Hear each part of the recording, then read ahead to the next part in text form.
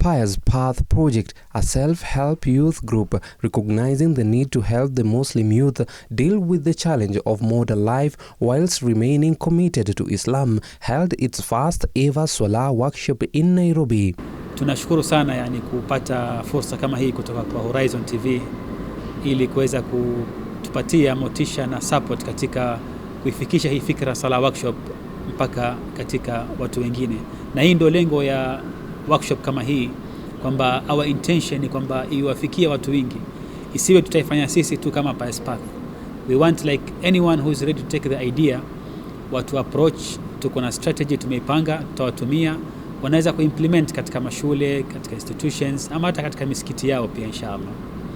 Inspired by the timeless guidance of Quranic teachings and prophetic practice, Pious Path projects are working tirelessly to ensure the children are taught how to perform ablution, prayer among others. Zaidi tunafundisha about how to perform wudu, tukiwapa maelezo na practically kabisa wanaonyeshwa namna kutawadha wakitumia maji, na pia wanapewa zile basic knowledge regarding masala ya swala, kama mfano adhkar, dua, iwe ni baada sala au baada kutawadha, kadhalika adabu ya kuwa msikitini. Mara nyingi hawa watoto huwa wakiwa msikitini wanaleta fujo sana, ama wanatupa taka na nini, so tunawapatia maelezo kama haya ili waichukulie jambo kama hili kwa njia ambayo itakuwa ni kidogo bora zaidi kuliko vile walivyokuwa mwanzo.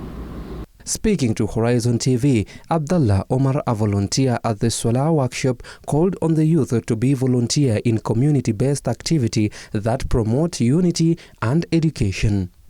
Volunteer katika mambo ya khairi kama haya, kanda Salaah workshop, kanda na events zingine za kidini, ni jambo kubwa sana.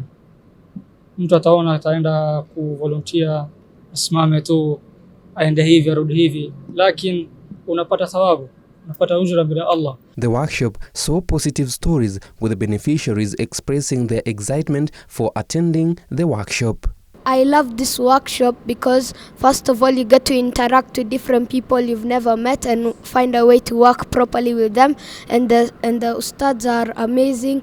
They teach you really well, and the food is amazing, and as well we learned how to pray properly.